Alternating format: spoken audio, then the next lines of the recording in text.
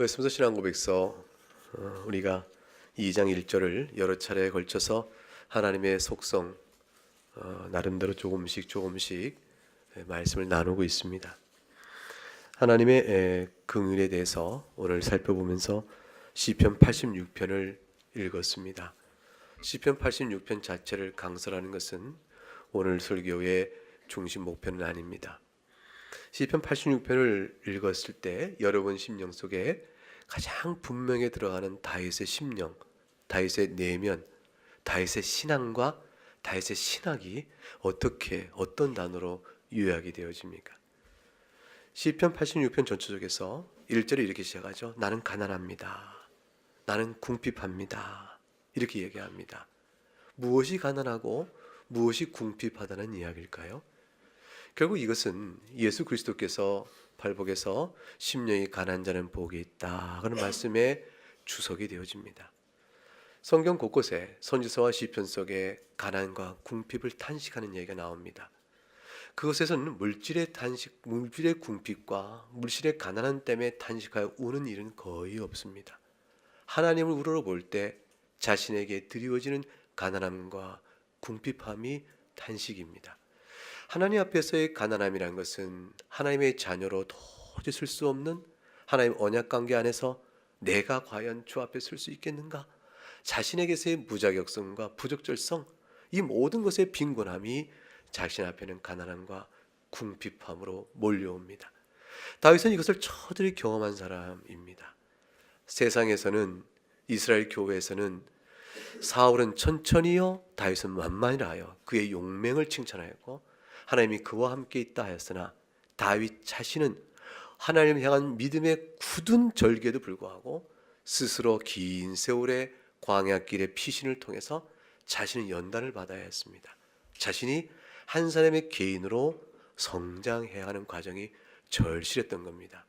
즉 하나님 나라의 용맹 있는 용사라 하여 그의 신앙이 성숙한 것이 아니고 그 재능과 은사와 하나님을 향한 열심은 하나님이 사용하셔서 그때 쓰실 수 있겠으나 그가 하나님 앞에 복음으로 서 있는 믿음의 중심은 계속해서 훈련을 받아야 했던 것입니다. 교만하지 않아야 됐고 하나님 언약에 절대 신뢰를 해야 했으며 자신의 부패성을 절지 않은 데까지 낮아져야 했던 것입니다. 그래서 다윗의 쓴 많은 시편들은 우리에게 낮아진 모습이요 회개하는 모습이요 따라서 상대적으로 주님의 은총과 자비에 대한 높은 찬미로 다윗의 시편들이 많은 곳에 채워져 있습니다. 86편도 그 중에 하나입니다. 하나님, 나는 가난하고 나는 궁핍합니다. 그러니 하나님께서 귀를 기울여 나에게 응답해 주셔 내가 살겠습니다. 나는 경건하다 했습니다. 이 경건하다는 말은 은혜를 입은 자로 내가 서 있습니다는 뜻이에요. 내가 하나님 앞에서 내세울 만한 칭찬받을 만한 의로운 자입니다 하고 내세우는 것이 아니고 하나님께서 나를 사랑하여 성도로 삼으셨사오니 내가 경건한 자의 물이 있지 않습니까? 라는 고백이에요. 그러니까 하나님이 저를 부르셔서 하나님이 자녀 삼으셨잖아요. 그거예요. 그 표현이에요. 나는 경건하오니 하나님께서 경건한 자의 무리 속에 나를 세우셨사오니 하나님 그러니 내 영혼을 보존해 주세요. 하나님의 손길을 의탁합니다. 내가 경건하오니 내 영혼을 내가 이렇게 보존하였사오니 주님은 내가 내 영혼을 보존한 나의 경건을 아시옵소서 이렇게 말한 것이 아니고 주의 은혜를 입어서 경건한 자 무리에 속해 있으니 주님 제 영혼을 지켜주옵소서. 하나님이여 저는 주를 의지하는 종일 뿐입니다. 3절 내가 은혜를 베풀어 달라고 간절히 부탁하죠. 내가 종일 주께 부르짖나이다. 그 간절함, 은혜를 구하는 간절함이 부르짖음이요 종이란 두 단어 속에서 아주 강력하게 드러납니다. 그리고 그 하나님을 향하여 우러러보고 부르짖는 일을 내면 깊은 곳에 기쁨으로 받습니다. 내 영혼을 기쁘게 해준 것은 하나님이 부르짖는 은혜에 응답하시사 내 영혼을 살리시는 일인데 도대체 무엇을 구원해달라는 것일까? 주를 의지하는 종을 무엇을 구원해달라는 것일까? 가난함과 궁핍함이 도대체 무엇일까? 경건을 왜 자랑할 수 없다고 말한 것일까? 왜 은혜를 베풀다고 말할까? 그 모든 것은 5절 하나님에 대한 고백 때문에 그렇습니다. 5절 같이 한번 다시 읽어보죠. 주는 선하사 사죄하기를 즐거워하시며 주께 부르짖는 자에게 인자하심이 후하심이니이다. 결국 이 신앙 고백이요 하나님에 대한 고백 앞에서 자신을 내어놓는 겁니다. 하나님 사죄하기를 즐거워하시고 부르짖는 인자함이 넉넉하시오니 저의 기도와 간구를 들으시옵소서. 내가 환난 날에 주님을 붙들겠나이다. 주님과 같은 신은 없고 주께서 모든 민족이 다 불러 모아서 경배할 때에 제가 그 가운데 하나 있기를 원합니다. 그 내용이 쭉 전체 이어집니다. 그래야 결국에 유명한 15절에 하나님의 속성에 대한 고백이 이어집니다. 15절을 읽어보죠. 시작. 그러나 주여 주는 긍휼히 여기시며 은혜를 베푸시며 노하기를 더디하시며 인자와 진실이 풍성하신 하나님이시오니 그랬습니다. 전부 보세요. 단어를 긍휼, 은혜, 노하기를 더디하심, 인자와 진실, 그 풍성함. 하나님을 생각할 때 이거 없이는 우리는 하나님을 찾을 수 없어요. 이것을 생각지 않고는 하나님께 한치 한 걸음 나가질 못합니다. 13절 이것이 얼마나 풍성하실까요? 풍성함의 정도 13절 내게 향하신 주의 인자심이 크사 그 다음 읽어보실까요? 내 영혼을 깊은 수월에서 건지셨습니다. 깊은 수월이 뭘까요? 영원한 불못이라고 생각하시면 됩니다. 지옥 형벌에서 나를 건지셨다고 고백합니다.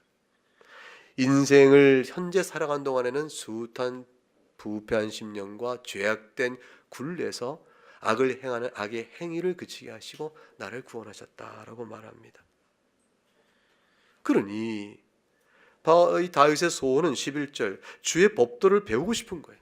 우리가 찬송 금방 했죠. 청년이 무엇을 행실을 깨끗히 하리까? 주의 말씀뿐이다. 11절 주의 도를 내게 가르치옵소서. 제가 주의 진리를 행하기를 원하나이다.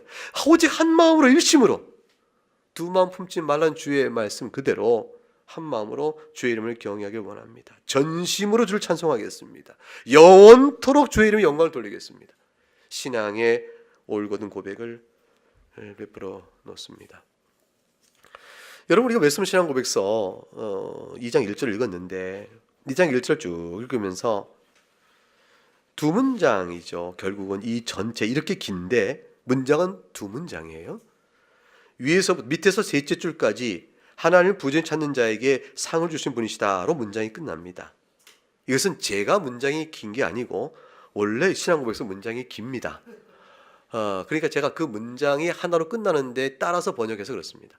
첫째 문장 하나님은 한 분뿐이시고 살아계시고 참되신 하나님이 계신다 하고 하나님의 존재에 대한 설명한 뒤에 하나님의 본질과 속성에 관한 얘기를 쭉 한 문장으로 그렇게 쭉 길게 썼습니다.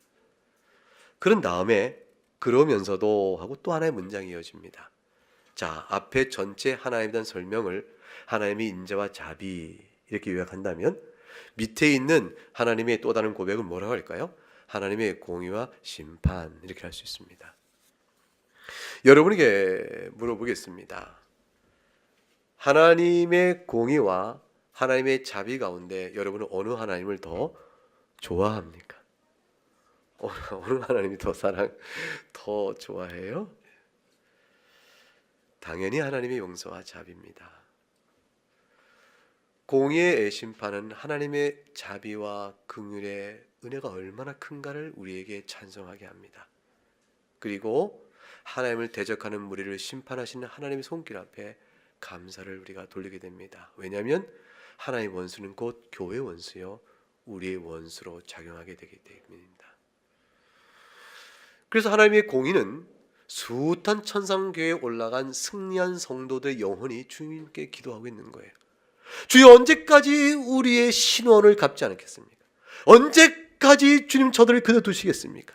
하나님하고 외치는 우리보다 먼저 믿은 사랑하는 성도들이 승리한 천상교회에서 지금의 지상교회 역사를 바라보면서도 지상교회 기탄 역사 속에 순교자들과 믿음을 지켜가는 영적 싸움에 모든 성도들의 환난과 아픔을 공감하면서 주께 기도하죠. 주님께서 그러세요. 때가 될 때까지 너희는 안식하라 하고 주의 섭리 가운데서 구속사적 섭리 가운데 일정한 기간을 이끌어 가십니다. 마지막 날에 과연 하나님을 대적하는 모든 무리들을 우리 또한 미워하는 거예요. 그리고 그들이 교회의 원수였기 때문에 또 그들을 미워하게 됩니다. 하나님이 그들의 공의로 심판하게 됩니다. 그들을 향한 그들 가운데 있을지 모르는 하나님의 백성, 흩어져 있는 선택받은 백성을 찾아 나가는 마음 속에서 원수를 사랑하는 말씀을 들고 나가지만 영적인 결국 안에서 양과 염소요 어둠과 빛은 갈라지게 되어 있는 겁니다. 공의의 하나님의 심판적 선언을 우리가 찬송하게 되어집니다. 그런데 양과 염소의 심판 앞에서 우리에게 미쳐진 모든 선언은 철저한 하나님의 자비예요. 철저한 하나님의 자비입니다. 그것으로 인하여 우리가 서 있게 됩니다. 불신자를 향해서는 공의의 심판이 영광을 나타내 보이실 것이고, 신자를 향해서는 자비와 은혜의 영광이 높이 빛날 것입니다.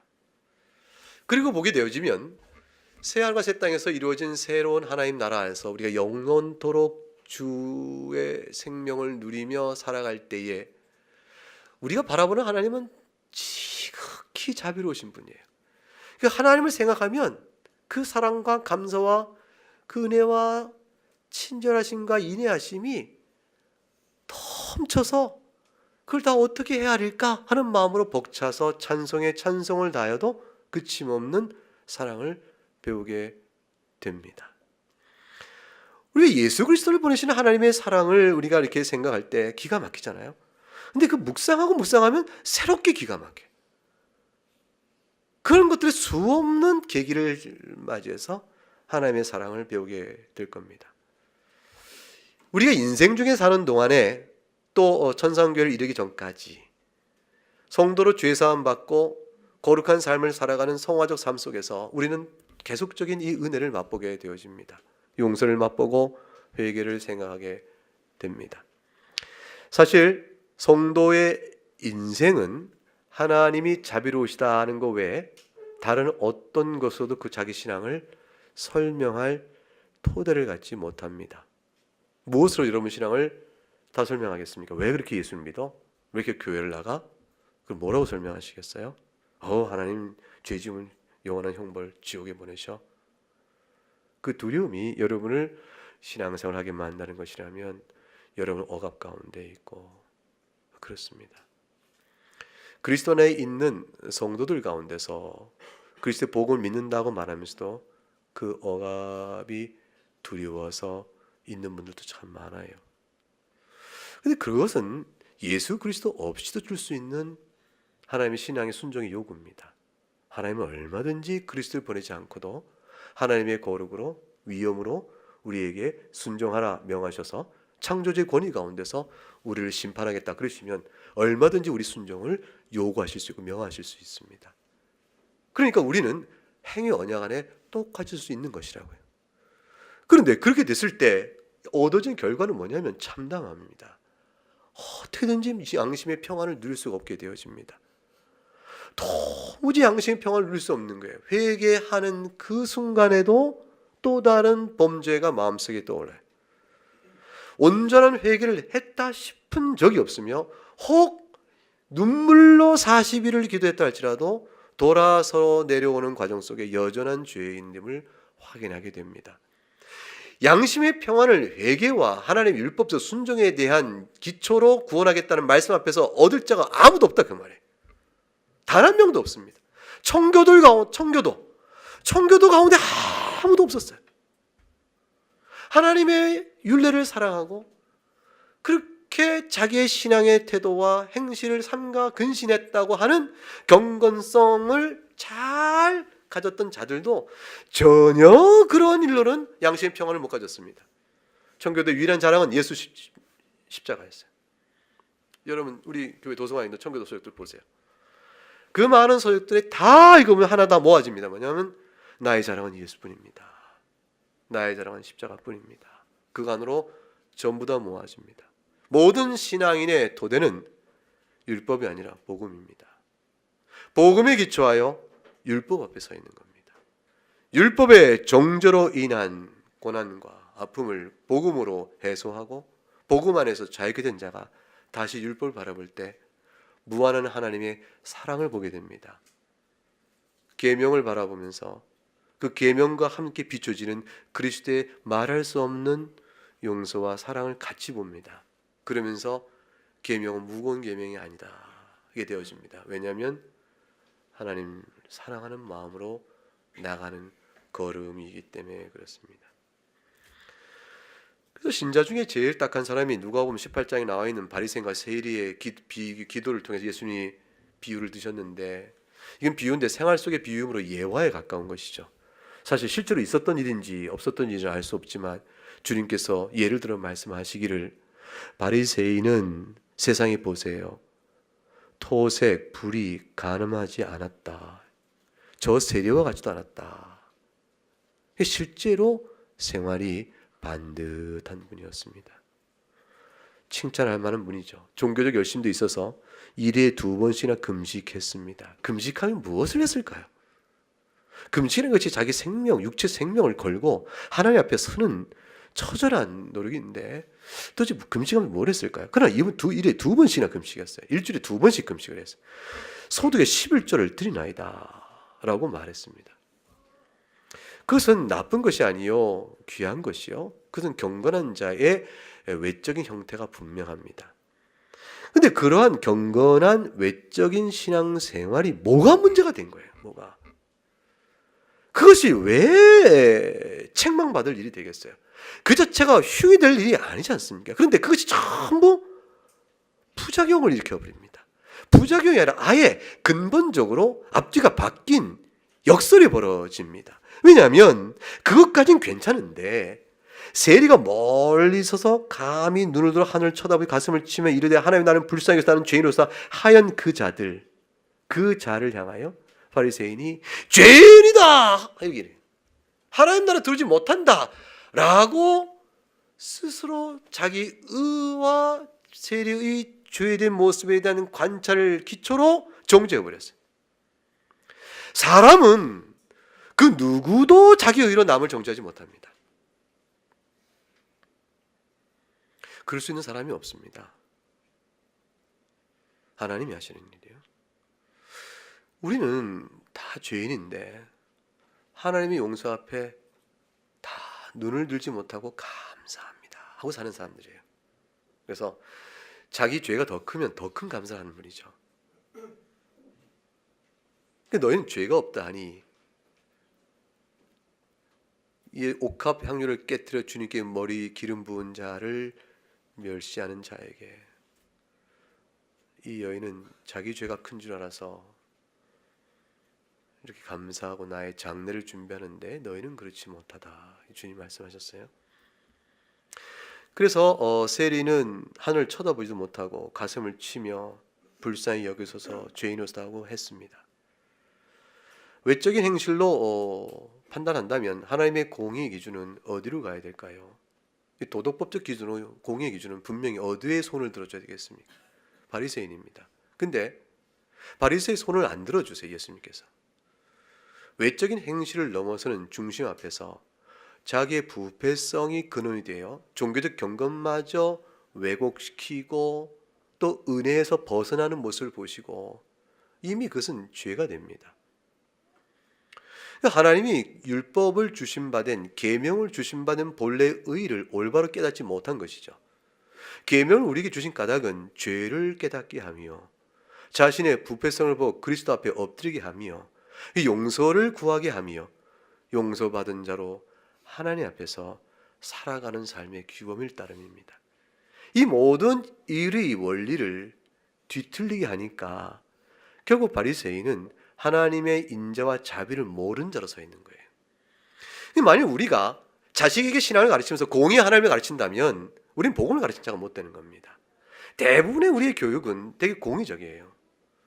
잘했냐 못했냐 했냐 안 했냐, 어째 이걸 안 하느냐, 이거 어째 이걸 해야 되는데 안 하느냐, 경건 훈련도 했냐 안 했냐로 따지게 되는 거죠. 이렇게 되어짐으로 인해서 결국은 복음적 하나님이요 자비의 하나님이요 오래 참으신 하나님이요 용서의 하나님을 못 가르쳐버리게 됩니다. 우리 자신도 그렇게 배워가요. 우리도 그렇게 되어집니다. 이 모든 일들은 복음의 올바른 이해에서 자꾸 비껴나 조금씩 비껴나갑니다.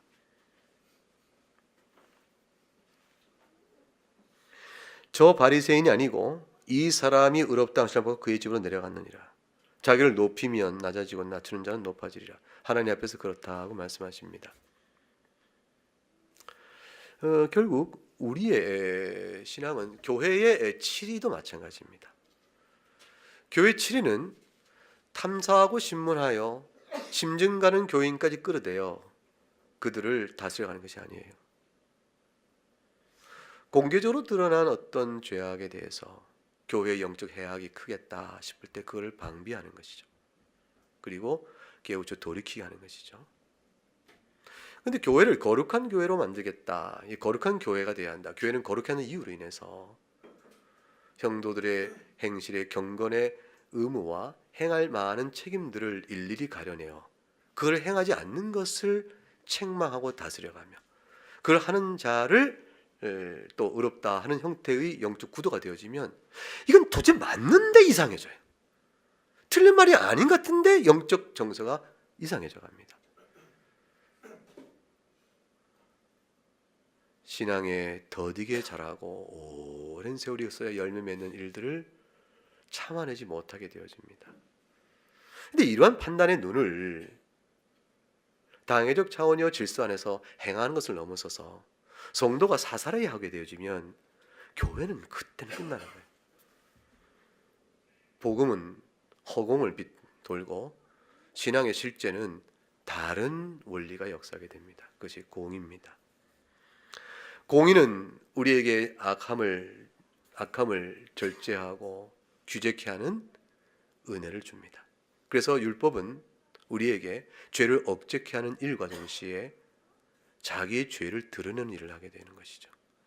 그러나 하나님의 은혜 앞에 나오게 하는 것이 목적입니다. 그 은혜의 용서를 알아가는 모든 일은 결국은 회개로 이끄고, 회개는 하나님의 인자하심에 대한 풍성하고 충만한 확인이 없으면 나오질 못합니다. 시편 25편 6절과 7절에서 이렇게 얘기합니다. 여호와여, 주의 긍휼하심과 인자하심이 영원부터 있었사오니 주여 이것들을 기억하옵소서. 여호와여, 내 젊은 시절의 죄와 허물을 기억하지 마시고 주의 인자하심을 따라 나를 기억하시되 주의 선하심을 하옵소서. 주의 자비로우심, 주의 긍휼하심, 주의 인자하심, 나의 아픔을 체휼하심을 따라서 나의 허물들도 다 아시는 분으로서 그 인자하심을 따라 나를 기억하옵소서라고 말합니다. 이것을 잘 아는 다윗은 당연히 하나님 앞에 징계를 받아야 할 것인가, 사람 손에 들어가겠냐, 하나님 손에 들어가겠냐, 이렇게 물었을 때 내가 사람 손에 빠져가는 게 더 무서우니 하나님 손에 빠지겠다라고 얘기를 했었습니다. 사람은 자비를 베풀어도 하나님의 자비에 비해서는 매섭고 차갑고 냉정하고 엄하지요. 이 말은 뒤집어 얘기하면 하나님의 자비는 우리의 최대의 자비를 넘어섭니다.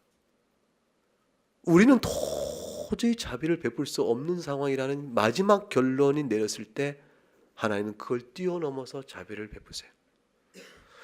그래서 용서를 도대체 몇 번 해야 됩니까? 물을 때 뭐라고 주님 얘기하셨어요? 7번 하오리까? 했더니 뭐라 하셨어요? 이런 것이 7번이라 하셨어요. 이건 하나님의 무한한 자비를 설명하는 거예요. 사람의 자비는 하나님의 자비 앞에서는 자비가 아니에요.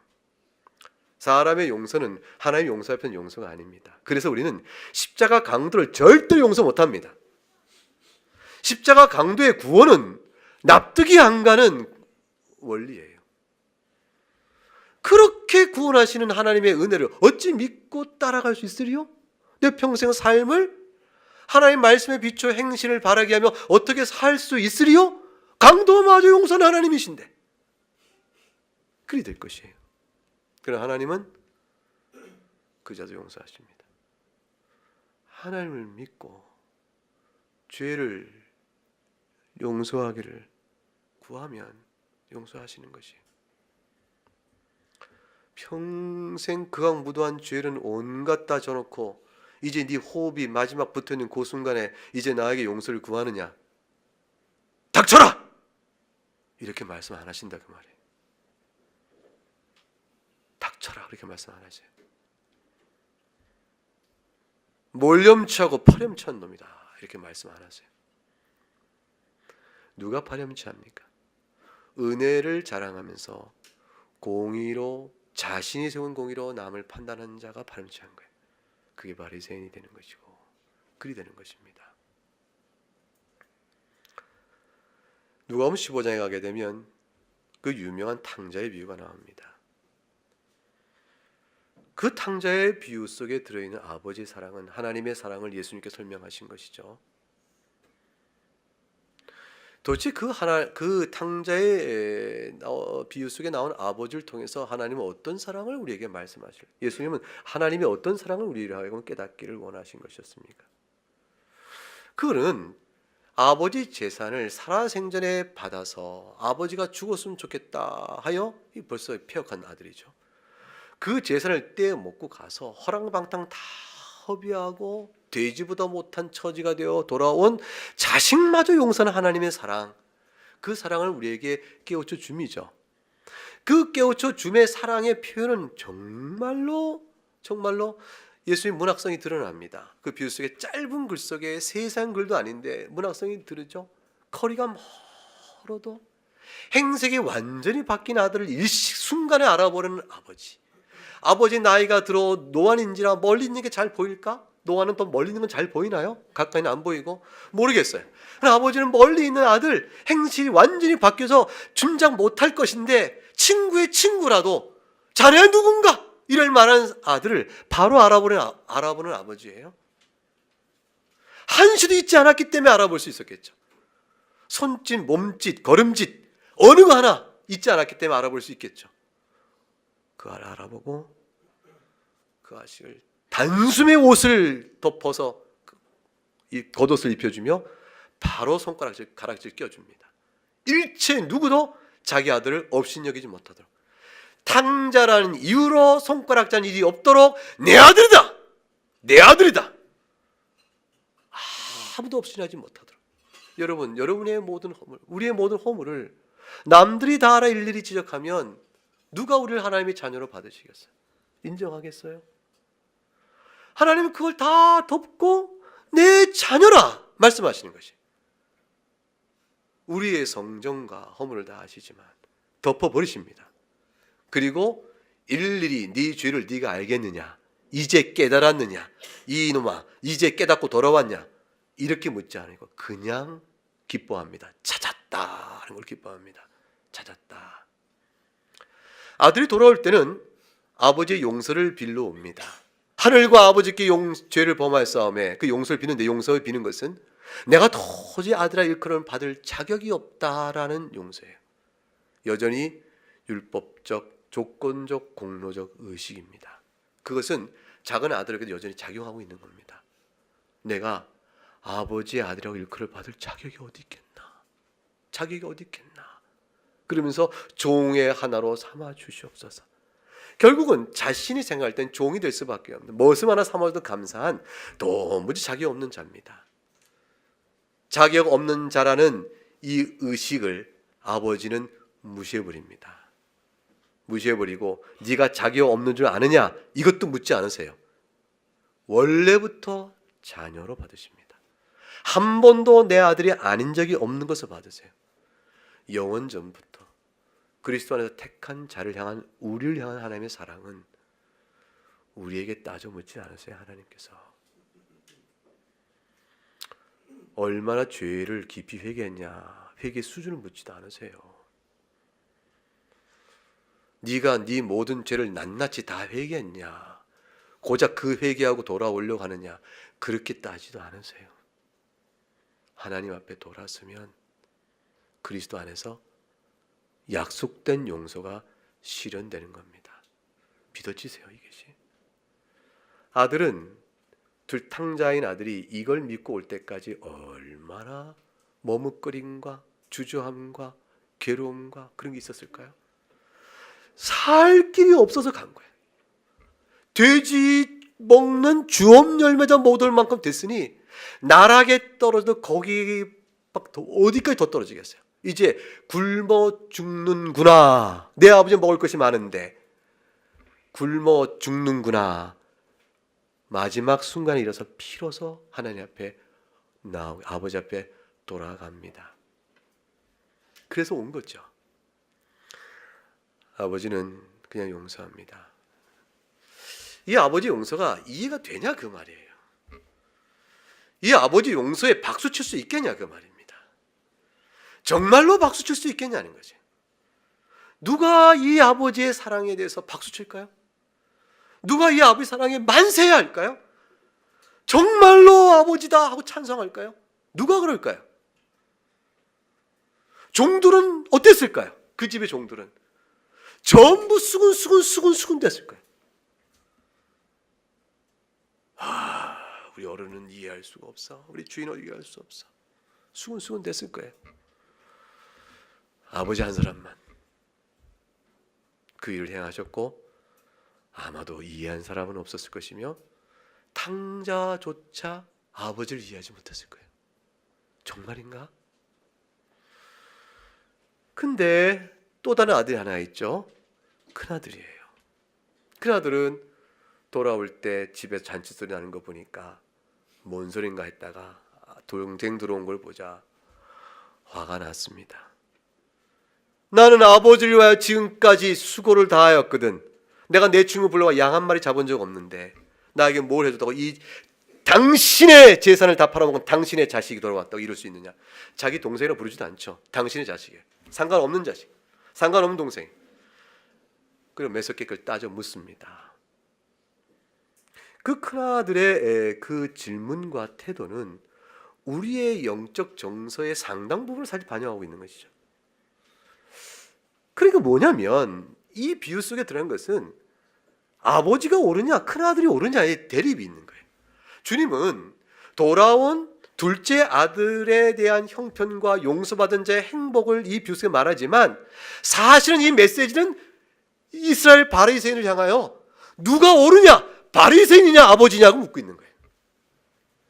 바리새인이냐 아버지냐고 묻고 있는 거예요. 누가 옳아요? 아버지가 옳아요? 바리새인이 옳아요? 아니 용서와 은혜를 그렇게 값없이 아무렇게나 허랑방탕 그렇게 막 쏟아줘도 되는 것이요? 이 얘기예요. 여러분 은혜를 사랑을 그렇게 막 줘도 되는 겁니까? 그 아버지처럼 그렇게 막 은혜를 줘도 되는 거예요? 그렇게 해도 되는 겁니까? 공의는 어디 가고 집안의 질서는 어떻게 하라고 아버지와 아들 사이에 효를 다해야 되는 아버지의 말씀을 들어야 되는 그 엄밀한 이 질서는 다 어디 가고 그렇게 그냥 덮어버려? 큰아들은 너무 많은 질문이 있는 거예요. 그 나는 뭐해? 이렇게 묻는 것이죠. 바리새인에게 주님은 그 비유를 통해서 되묻는 겁니다. 누가 옳으냐? 누가 옳으냐? 그리고 바리새인들에게 말합니다. 너희가 첫째 아들이냐 둘째 아들이냐? 너희가 둘째 아들이면 살 것이요 첫째 아들이면 어떠냐? 하고 물으시는 거예요. 근데 아버지의 사랑은 참 나는 이해를 못했어요. 이 비유 속 하나님의 자비하심과 인자하심을 하나님의 긍휼을 생각하면서 상당 기간 나에게는 신학적 고민됐던 게 왜 첫째 아들에게 너는 나와 항상 같이 있지 않았느냐? 내 것이 다 네 것이란 말을 했을까? 난 예수님께서 그 비유에 그 말로 마치신 것이 너무 이상했어요. 왜냐하면 첫째 아들은 틀림없이 바리새인들이거든요. 그리고 그 의에 따라 판단한 자들이거든요. 그래서 아버지가 너희는 네 동생이 왔거늘 아비의 자식이라고 말하느냐? 용서하라. 이렇게 일깨워 주면 될 것 같은데 아버지 그렇게 말 안 하세요. 말 안 하시고 넌 나와 항상 같이 있지 않느냐? 내 것이 다 네 것 아니냐? 이 첫째 아들의 불평과 불만을 함치도 않게 그냥 이의 없이 아버지가 그냥 받으시는 것 같은 거예요. 저는 그 비유 속에서 그 말만 끊어놓고 이해했으면 좋겠더라고요. 그래서 그 본문을 설교하는 여러 차례가 있을 때 거의 뒷부분 설교 안 했어요. 앞에까지 설명하고 하나님의 사랑이 이렇다 하고 말았죠. 지금 생각하니까 첫째 아들 품는 아버지 사랑이 너무나 커요. 그 불평하는 아들을 아버지가 품는 거예요. 하나님의 용서는 바리새인처럼 자기가 옳다 생각하면서 살아온 자들도 하나님 용서하세요. 우리는 참 바리새적이거든요. 저는 내가 둘째 아들인 줄 알았어요. 근데 많은 신앙생활과 신학 공부를 통해서 특별히 교육자가 되면서부터 저는 바리새인을 했어요. 저는 첫째 아들의 위치에 가 있더라고요. 오랜 세월을 첫째 아들의 자리 속에서 설교했고 첫째 아들 자리 속에서 남들에게 복음을 가르친다고 해왔어요. 그런데 하나님 그걸 참아주신 것이죠. 제가 스스로 깨달아 돌이킬 때까지 참아주신 거예요. 하나님은 그래서 우리 모두의 하나님이에요. 우리 모두의 하나님이에요. 우리 가운데는 가르치기를 좋아하는 자도 있고 경건에 열심히 행실이 바르다 하는 자도 있고 우리 가운데는 영 잘하지 못하는 자도 있고 첫째가 둘째 아들인가 첫째 아들인가 가늠해 볼 때 이렇게 구별될 만한 자들이 많이 있습니다. 그러나 아버지는 다 아들로 품으세요. 기다리시는 거죠. 다 아버지 사랑을 알 때까지. 첫째 아들도 아버지의 사랑을 알게 될 날이 올 테니까. 아버지가 세상을 떠나고 자기가 아버지가 되면 뻔히 자기 자식에게서 그것을 배우게 되겠죠. 내가 아버지에게 어떤 아들이었는가를 자기 아들 통해서 배우게 될 거 아니겠어요? 다 때가 오는 겁니다. 결국 우리의 신앙생활 속에는 누가 더 행복할까요? 한번 생각해 보세요. 이제 다 돌아온 탕자와 또 첫째 아들과 함께 어울려 한 집안에 삽니다. 누가 가장 행복할까요? 첫째가 행복할까요? 돌아온 탕자가 행복할까요? 결국에는 하나님 앞에서 자기의 경건의 열심으로 의롭게 살아가게 애를 쓰나 아버지의 인자와 자비를 깊이 알지 못하는 자의 경건을 통한 행복과 큰 죄를 범했으나 하나님의 큰 사랑을 입고 돌아와 용서받는 살아가는 자의 행복과 어느 게 더 클까? 무조건 후자입니다. 돌아온 둘째 아들의 행복이 훨씬 큽니다. 둘째 아들은 아버지를 뵐 때마다 아버지가 너무 사랑스럽고 아버지가 너무 좋고 아버지가 너무 감사해요. 첫째 아들은 아버지 앞에서 늘 불평과 불만과 뭔가 섭섭한 게 있을 수 있습니다.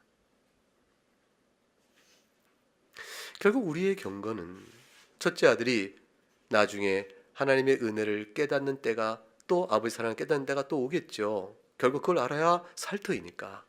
그러나 신앙생활의 행복은 어디 있는가라는 것입니다. 첫째는 의로워서 신앙생활의 즐거움, 아버지와 함께 사는 행복을 다 덜 갖는 것이 아니고 자신도 둘째 아들과 다를 바 없다는 사실을 깨닫지 못해서 스스로 그 기쁨을 모르는 것이에요. 그 행복을 모르는 것이에요. 그 즐거움을 모르는 것이에요. 그래서 교회의 소중함도 모르는 것이에요. 복음의 소중함도 모르는 것이에요. 임의로 왔다 갔다 하는 것이에요.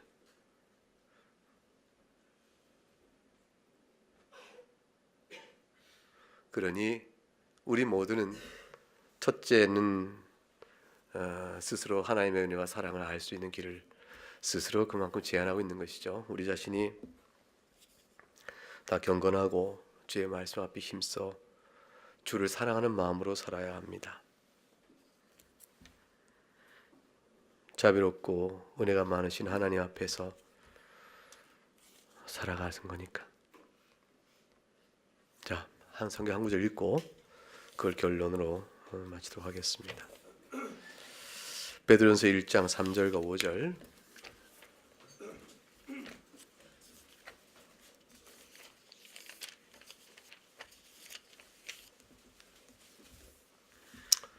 베드로전서 1장 3절부터 5절